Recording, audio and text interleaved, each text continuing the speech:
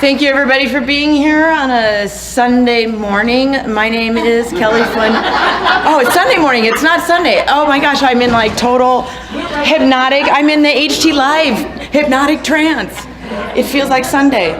It's Wednesday. Thanks everybody for being here on a Wednesday morning, or whatever morning you happen to be watching this, or evening. My name is Kelli von Heydekampf, and I am an amazing hypnotist. My name is Kelli von Heydekampf, and I am an amazing presenter.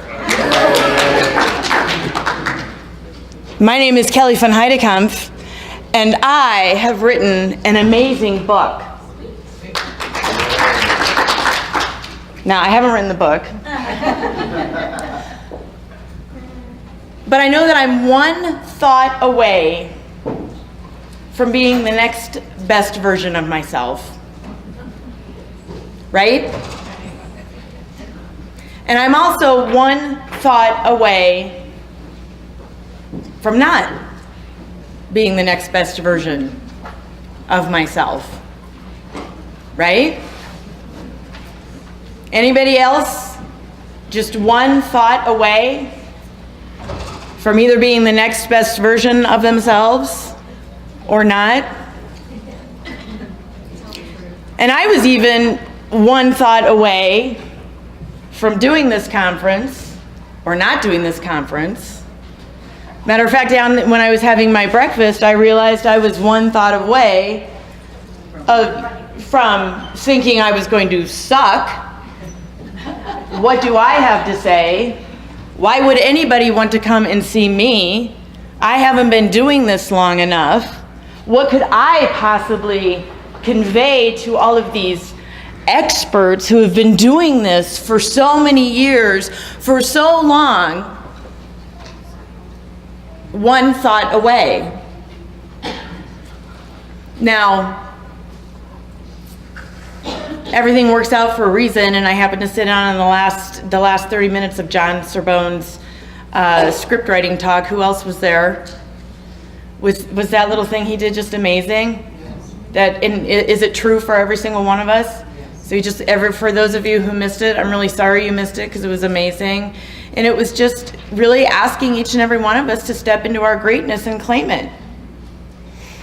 So now the interesting thing of everything that I have just said was never written into my talk. Never thought of it. Did not plan any part of it. So when you're thinking about writing scripts or doing a session without a script, and John spoke to that, he said, he writes some stuff, he lets it percolate, he comes back to it, he lets it simmer, and then you just show up. And every single one of you can do that. So my talk is not about script writing, but I just want to convey, because people are always saying, well, how do you do that? I just did it. That's how you do it. But there's an element in there that each and every one of us has to have in order to do that effectively. And that element that must be in place is trust. Because if we are not trusting, we are doubting. And we know that we cannot hold two thoughts at the same time. So are you going to trust? Or are you going to doubt? And I'm asking myself that same question. Can I trust right now, here in this moment, that I am going to know what to say, the right and perfect thing to say at the right and perfect time, and I don't know what I need to say until I need to say it. So I don't have to figure it out in advance. I can just stand up here, look at your lovely faces, and begin to speak and deliver my gift. So, David Snyder yesterday in his class talked about the overtrained and the achiever. Anybody see David Snyder yesterday? The overtrained and the achiever. What's the difference between the overtrained and the achiever? The achievers just go out and do it. So I've only had my private practice for 4 years. I feel like I'm a baby in this still. And I never got into hypnosis thinking I was ever going to have a private practice. I just thought it was interesting. Really got into it out of personal interest and because I wanted to be a better mom And it fascinated me, and the more I learned about it, the more I knew I already knew this stuff on a really deep level, and the more I realized that the universe was handing me a silver platter with a little turquoise box on it wrapped in a white ribbon. It didn't say Tiffany on it, but that doesn't matter. And it said, here's a gift, go be awesome. So I just jumped off the high dive. No plan, nothing, and decided to do this. So that's a little background on me. So wherever you're at, and the only reason I share that is because it doesn't matter where you're at on your journey. It doesn't matter. So take that with you, that where you're at is right and perfect, and it doesn't matter if you've been doing it for 50 years, 20 years, 2 weeks, whatever. Where we are at on our journey needs to be honored. So I noticed, and maybe some of you have had the same experience, that when we get into learning something new, we're kind of like sponges, and we just absorb everything, and we take everything in, and we can't get enough, and we're just in constant state of learning. And then the more we learn about a subject, and I think this also speaks to being, well, not necessarily being too overtrained, but we reach that point of when the sponge is so saturated that it can take very, very, very little in. Now, that doesn't mean that we don't continue to seek opportunity to learn, but what it does mean is the nuggets that we end up getting are maybe fewer and farther between, but they seem to have a weight to them that really propels us forward.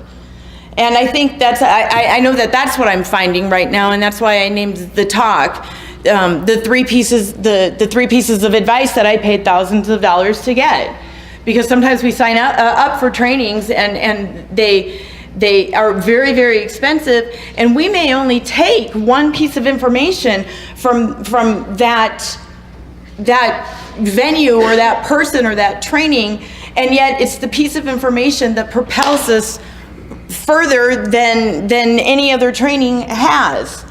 And so to hopefully shorten someone else's journey and propel them faster forward, I want to share those pieces of information that I did pay a lot of money to get. And they're the three pieces that made the biggest impact on me last year. So the first one is command and control. Now, command and control, and we always talk about when we're doing, we talk about compliance in hypnosis, that you want a compliant client. And we do all these things to get people to comply. And I got that. I understood it, made sense to me. I'm a mom. If you're a mom, you gotta have a certain level of command and control. Otherwise, you're just bulldozed every single day. But it wasn't until I took Richard Barker's stage training that command and control really, really landed for me. I don't know if Richard, if he heard me explaining command and control the way I'm explaining it, he would probably agree with it, but I don't think he was coming at it from this perspective that it landed for me. And isn't that interesting too? Because don't we just take information and integrate it down into what makes sense for us? So command and control, I took his stage training a year ago in March.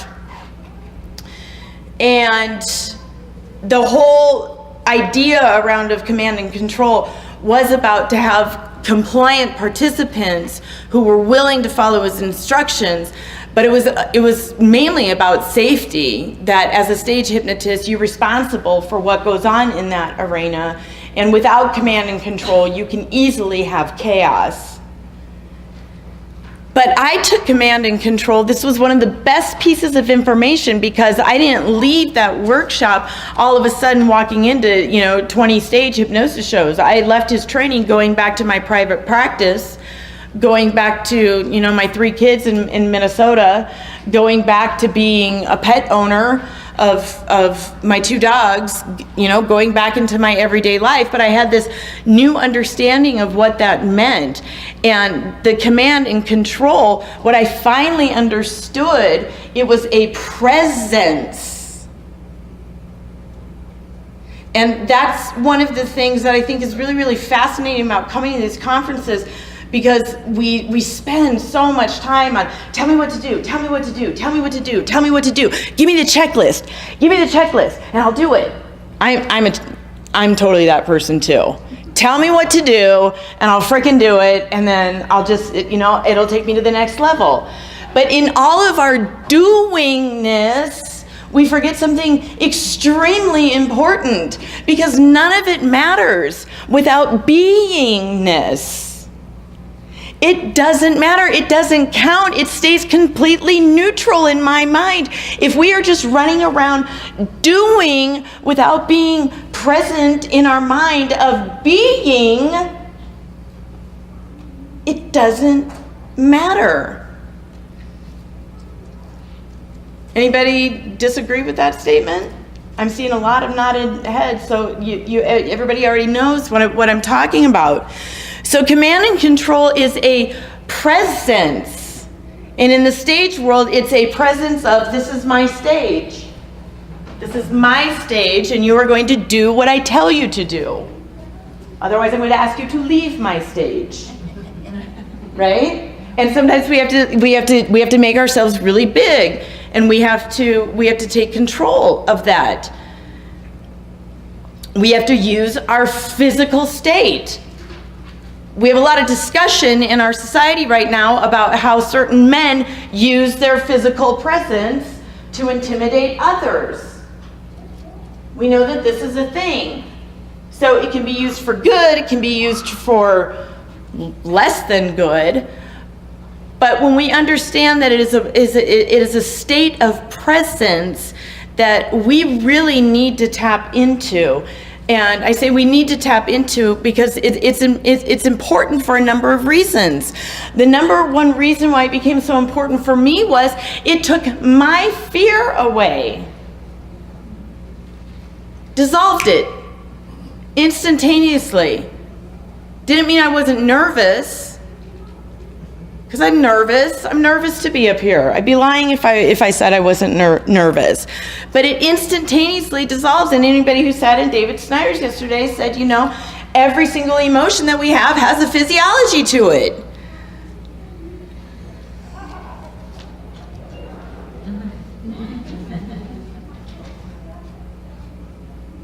Do I have command and control?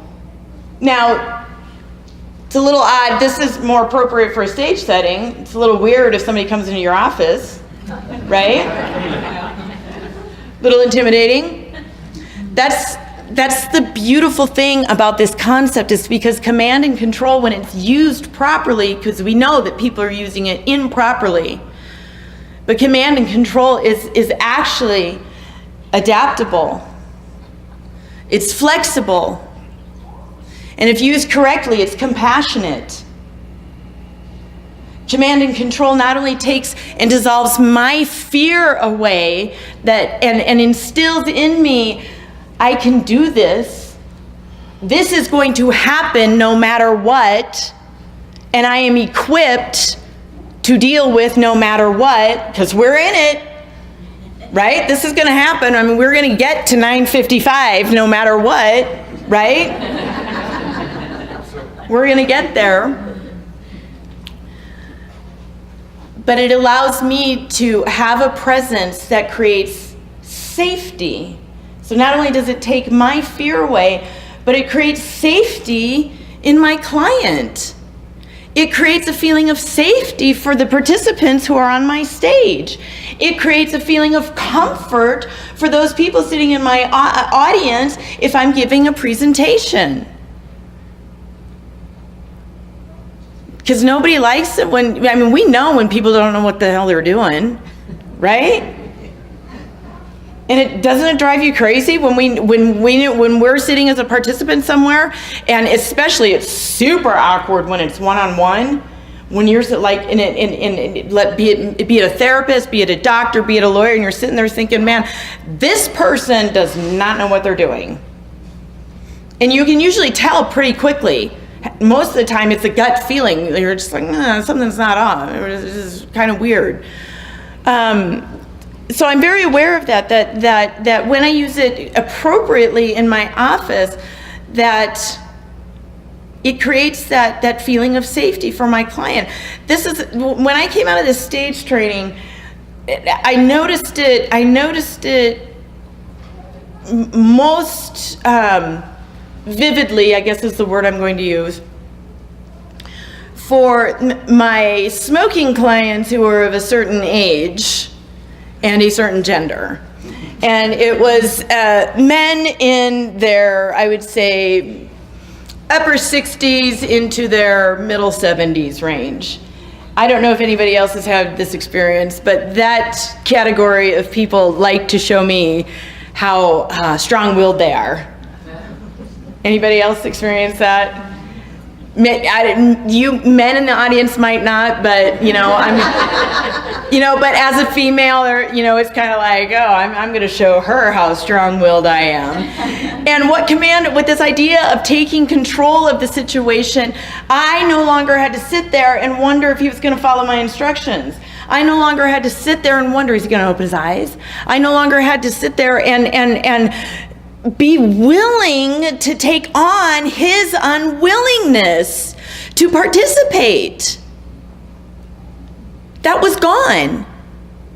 So the first client I had in that category, and he opened his eyes. That's interesting. You opened your eyes.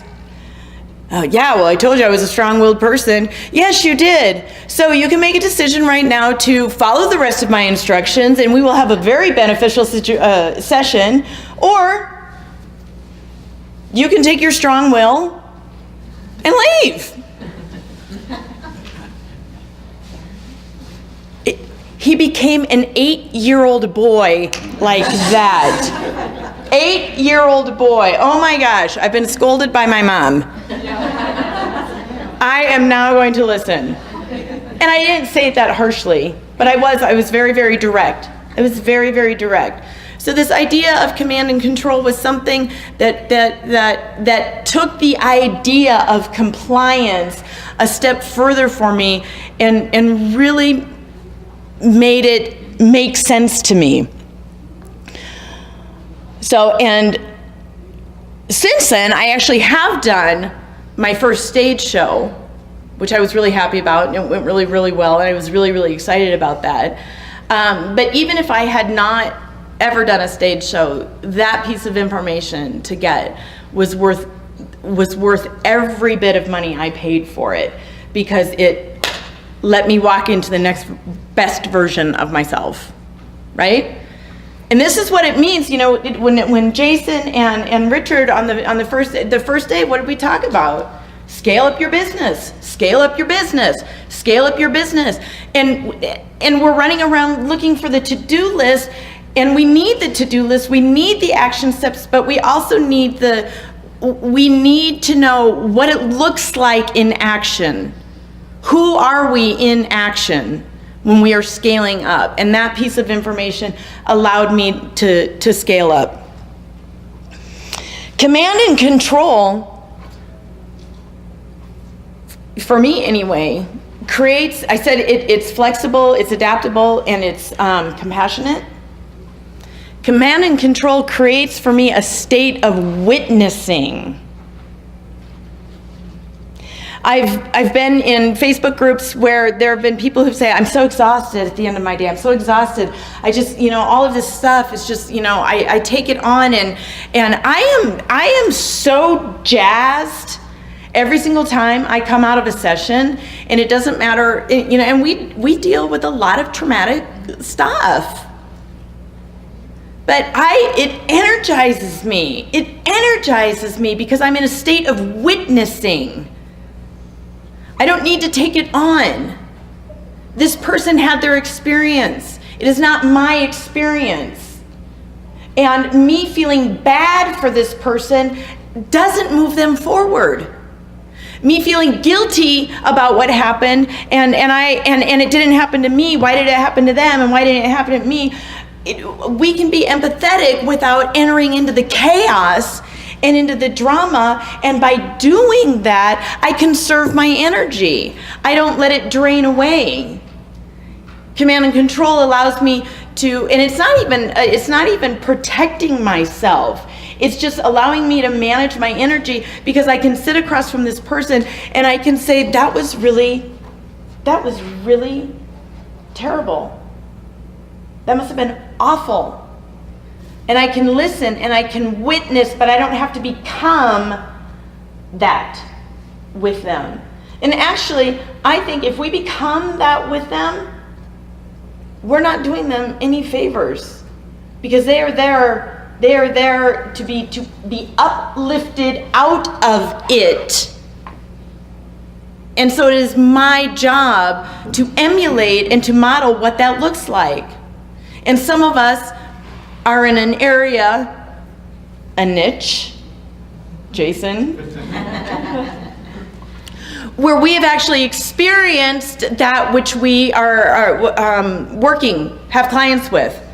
And so when we're able to show them, look at when we can model a behavior that they want to have, and you are able to say, I know where you are, and I know where you can go, and this is how I can help you get there. A state of witnessing without taking it on. I wonder what Richard Barker's going to say about this one.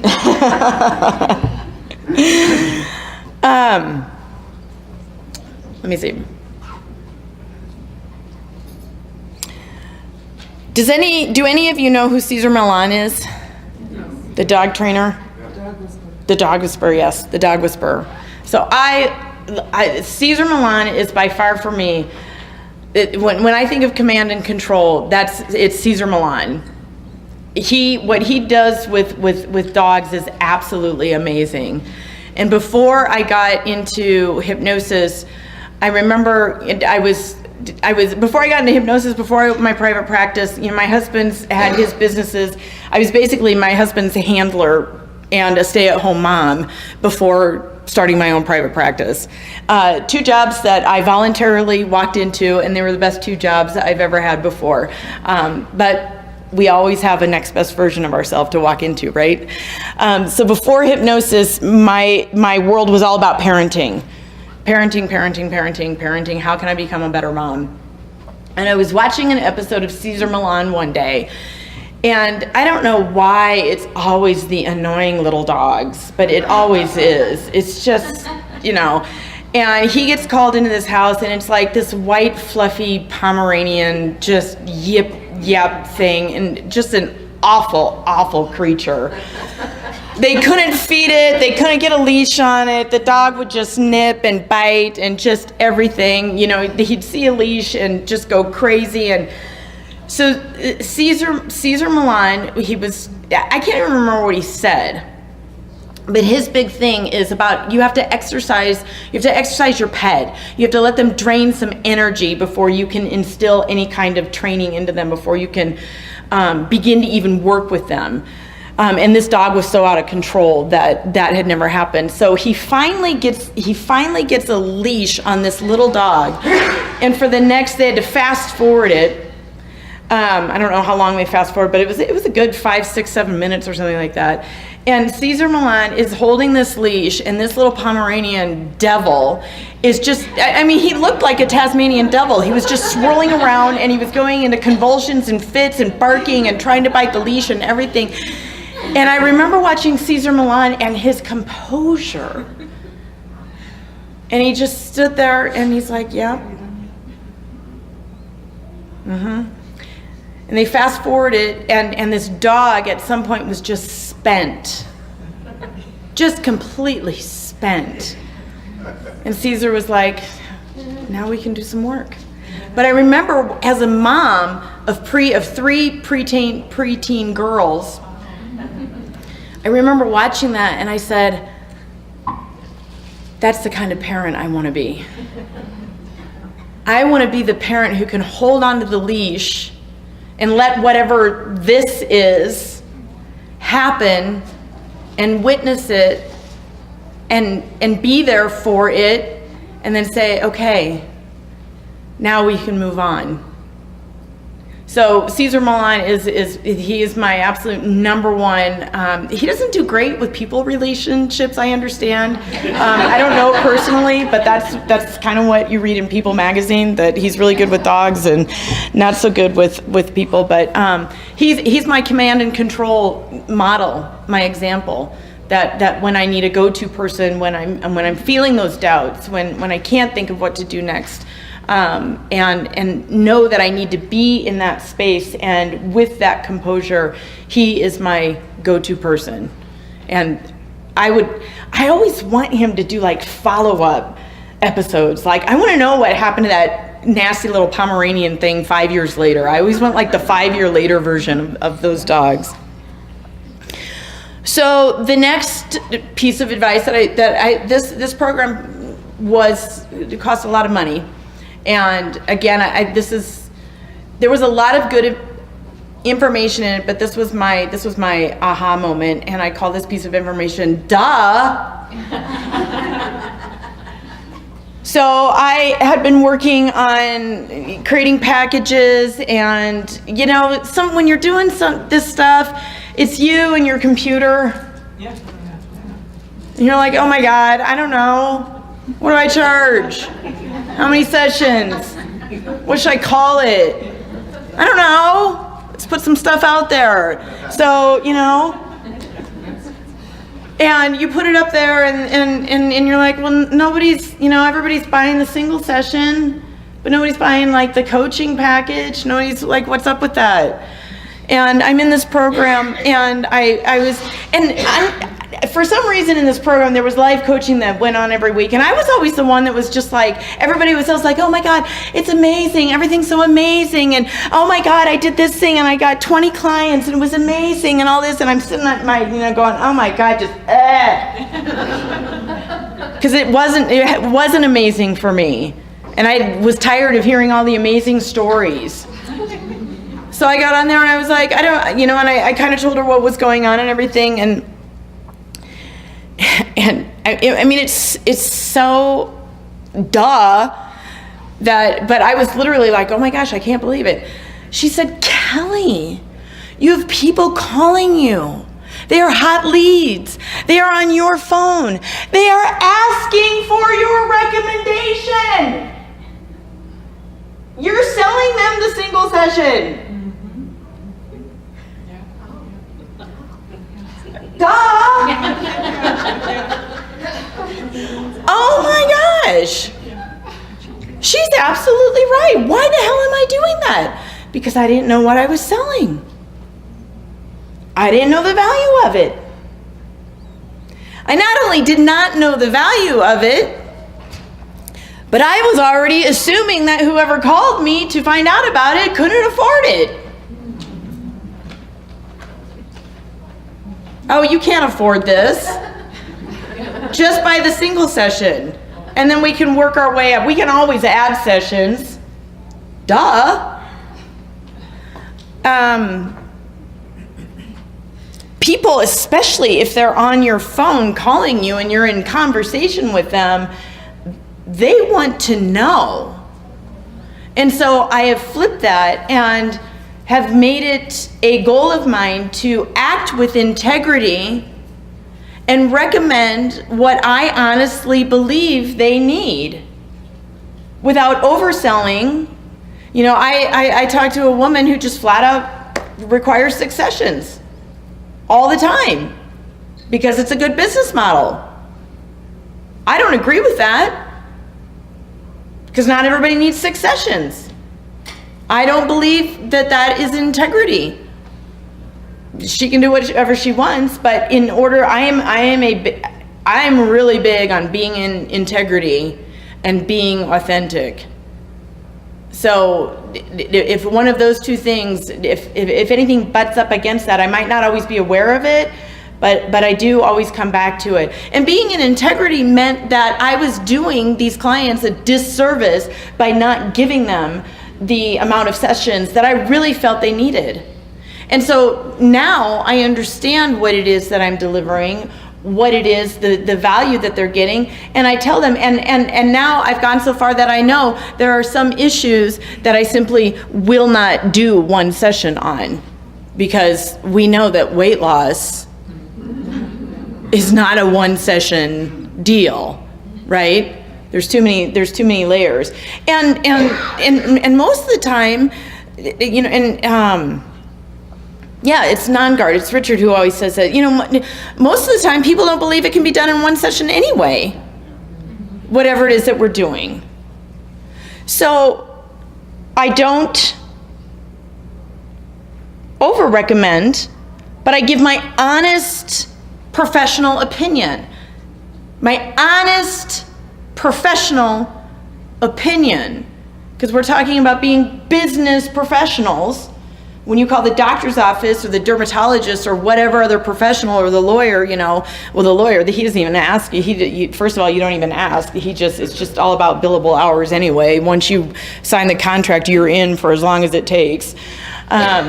But we never have those discussions, and yet we have a problem with showing up as a business professional. So you see how these pieces of information can build on one another. So when you're having those conversations, you know to get your Caesar Milan on, your Caesar Milan composure, or your command and control, that you've actually, when you're on those phone calls with those people, that you've got to get into that body stance that is going to let you more easily say the words that you know your client is wanting to hear, instead of falling into your little 8-year-old self going, I'm not sure, I don't know. Because our client picks up on that. It allows us to feel strong. Kengutsu, first aid, convictions move mountains. When you are convinced of your own value, of what you bring, of what you offer, of what you provide, 9 times out of 10, that client is going to say, right on, sign me up. And the client that isn't the right client for you. We never even got to pricing, but I just had kind of a interesting phone call the other day. She was calling about addiction, and her mom kept calling for her 29-year-old daughter. Okay, if your daughter would like to talk to me, I'll be more than happy to speak to your daughter. And the daughter finally called me back, and I was like, so I'm really interested in hearing more about what you want and what you're wanting to achieve. And first of all, I would like to know, you know, what kind of addiction are we talking about? And everything. Okay, that's a lot. Can you give me a little bit better idea of, you know, alcohol, you know, everything? Okay, I need a little bit more information, because I can't do this depending on what it is. There's gonna have to be some medical personnel involved here. I'm gonna have to get in touch with your doctor and find out if what's going on here. And this woman, for the life of her, would not tell me what it is. Okay, well, it was nice talking to you. Talk to you later. So when we talk about scaling up our business, thinking about where we are, those are the clients. When we get to the point where we're able to hear beyond our own desire to take this client on and really listen to what's going on and know if we can provide that service or not, and be willing to walk away from those that we know are not good fits for us. And I can't remember, I think it was Richard too, who says, you know, take the clients that you know you're going to be successful with. And the ones that you know that you're going to be successful with, that doesn't mean they're easy clients. You know, he said the word easy. He said the word easy, but my understanding of that word is the ones who are willing, who understand your value, who want to be there, who are willing to work, who are willing to participate. So that was kind of my duh moment. That duh moment also continually nudges me to clean up my own limiting beliefs about money. Because don't we all have a story about money, about what we can afford, about what we think something is worth? That's why whenever I work with a hypnotist, I always, if I approach somebody and say, I really want to work with you, I pay the full price for their services. I don't ask for a bargain. I don't. I'm not saying you don't have to. You can trade, you can swap, you can do whatever. But me personally, I have taken on the belief that if I find value in what I do, and I believe deeply in the work that we do, then one of my ethical values is that I will pay that other person for what they do, because we deserve to be paid. We deserve to earn good money for the work that we do. I have no idea what time it is. Is that 22 already? Oh my gosh. And here yesterday I was talking to Tracy thinking, oh my gosh, I don't think I have enough material.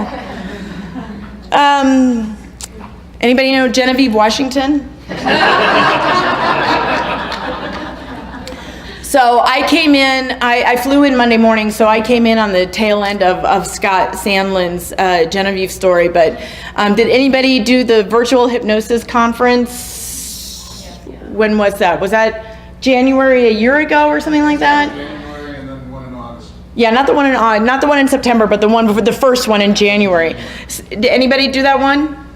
Okay, so Scott, and I don't know if that's the first time that Scott Sandlin introduced us to Genevieve Washington, but I remember I was one of the ones who was like, just riveted by this story, like, oh my God, this is so fascinating, and isn't it interesting? And then, whoa, the shoe dropped. But it was extremely effective, and what he was talking about in that story was, that state trance is not permanent, or state change is not permanent change.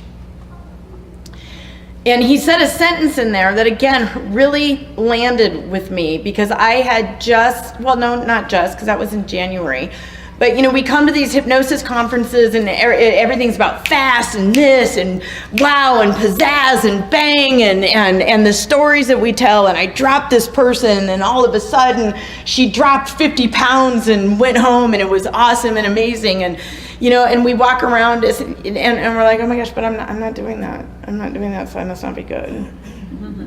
Right? At least that happens to me. There's a little part of me that falls into that trap. And Scott Sandlin said, it takes the time that it takes. Duh. It takes the time that it takes. Not only does it take the time that it takes for my client to process, to heal, to go out and use these techniques and these strategies and interact with their life without me and figure it out with a new set of tools and a new set of resources. But it takes the time that it takes for me to build my freaking practice. And of course I'm not going to be at the same level that somebody who's been doing this full time. Dedicating how many hours to marketing per week, Jason? Most. I'm not going to be there. And that's okay. It takes the time that it takes. I had to board my dogs in January over Christmas, and I live in Minneapolis, and the border is out literally in the middle of nowhere in just like this big heap of snow in winter. And there's snow and there's dog kennels, and that's it. So I had to drive about an hour to pick up the dogs, and I was driving back, and everybody here knows about alternate universes and all that stuff. So I'm driving home, and on my way home, there's this little tiny church with a message board out in front of it, and on that message board, it says, "Comparing is the surest way to kill joy." And I thought, I wonder if that message is the same message for every single person that drives by, thinking in like alternate universes, or is it changing? Is it changing like for every car and it says something different for whatever driver? And all of a sudden for me, that popped up. Comparisons are the surest way to kill joy. And when I am comparing myself to someone else, if I am comparing my practice to Jason Linnett's practice, or to anybody's, it doesn't matter, then I am not only, I'm doing myself a great disservice, and I'm doing potential future clients a disservice as well, because I'm devaluing myself in that moment. And at the end of the day, it doesn't matter if I've had 2 clients or if I've had 2,000 clients. Have I helped someone? Have I helped someone move their life forward? Have I helped someone embrace the next best version of themselves?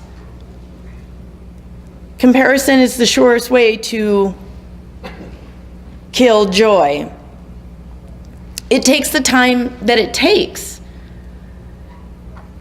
It takes the time that it takes to build relationships with my clients, to build relationships with potential businesses that want to do work with me. And you know, I listen to Jason, I listen to you, I listen to other people who are really, really good at the stuff that you do. My head swirls and I'm just like, it's just like, oh, I need to do this, and I need to do this, and this, and this, and this, and this, and this, and this. And sometimes it feels so overwhelming that I go into paralysis. And I'll just keep doing the same thing I'm doing because it's kind of working. It's working okay. But I also understand that I have to take myself out of that paralysis and decide to take a new action, because I am one thought away from being the next best version of myself, right? It takes the time that it takes. Understanding that it takes the time that it takes extends an invitation not only to myself, but to my client, and I have this discussion with them.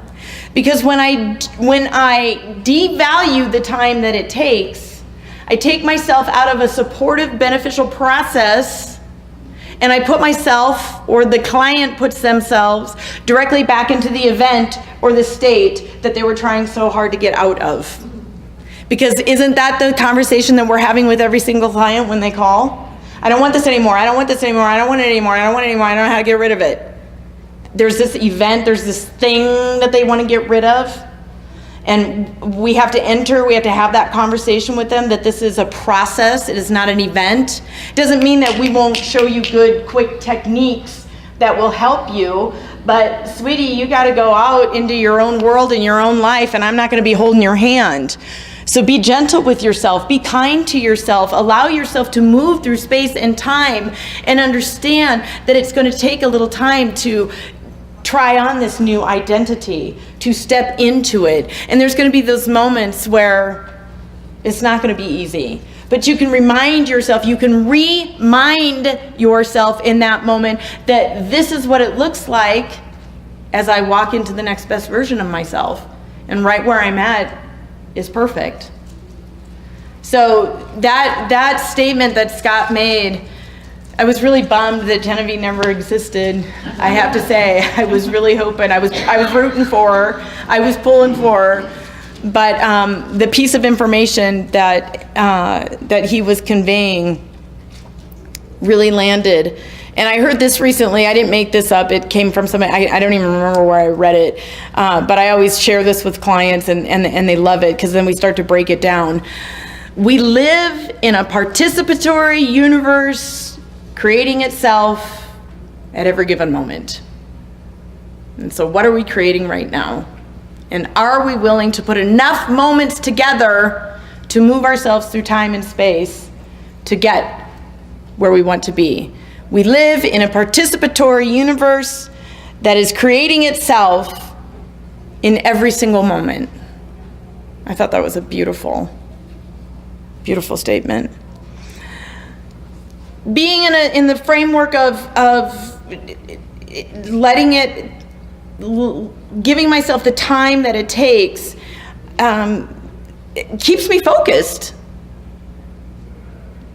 It keeps me in a place where I get to decide to either chase the shiny new object or bring myself back and say, what is it that I'm creating? And have I given myself enough time? The thing about time, and this is for our clients as well, for me, my clients as well for me.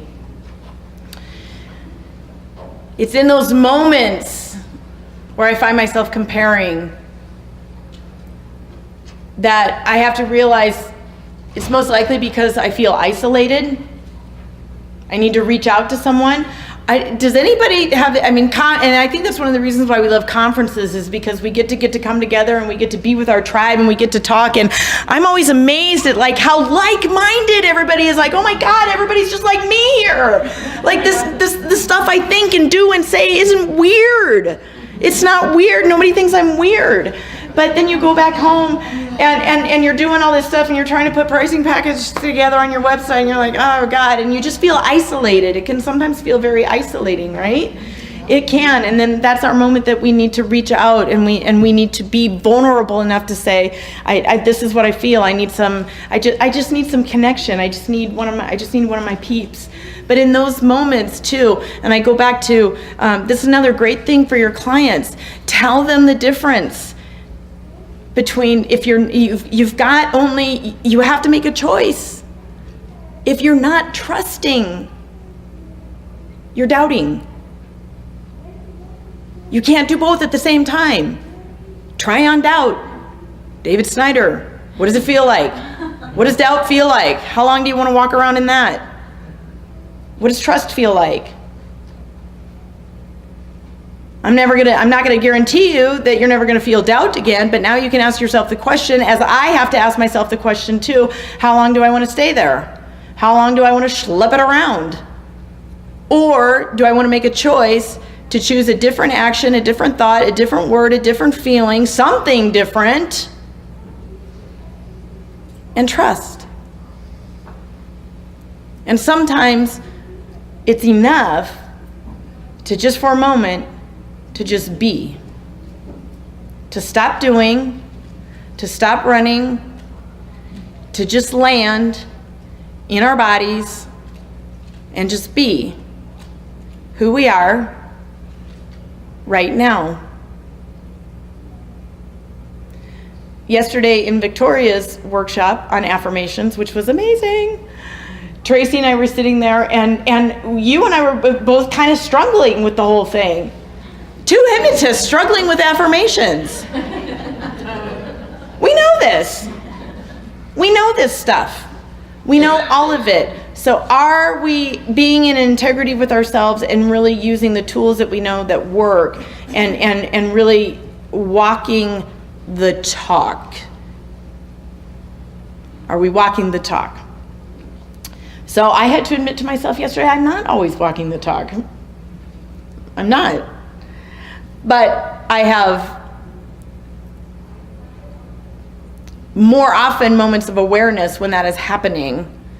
And I know that I am powerful enough to reframe that as quickly as I want to reframe it.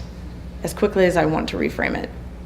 So anyway, that was my talk. Most of it was made up. I'd say about 95% of it was just made up. And one of the things that allowed me to make up that talk, I do improv in Minneapolis. Taking an improv class was the best thing I could have done for my private practice. And anybody who is going to be at HypnoThoughts Live, if you're interested, I am doing a post-conference workshop with Richard Barker, and it's all about presence, performing, whether that is in your office, on stage, in front of a group of people, no matter whether you're stage or clinical. And part of that is me doing a one-day on improv. And we are just going to get together and play. And for anybody who saw David Snyder yesterday, He said, if you want to get better, 31% better at doing anything, be playful. So anybody who is interested in that workshop, it's on the HT Live schedule, or you can come up and ask me about it afterwards. So thank you so much for allowing me to spend my Sunday morning with you. And if anybody has any questions, I will take those. And if nobody has any questions, then I wish you a wonderful rest of your Sunday. Thank you so much.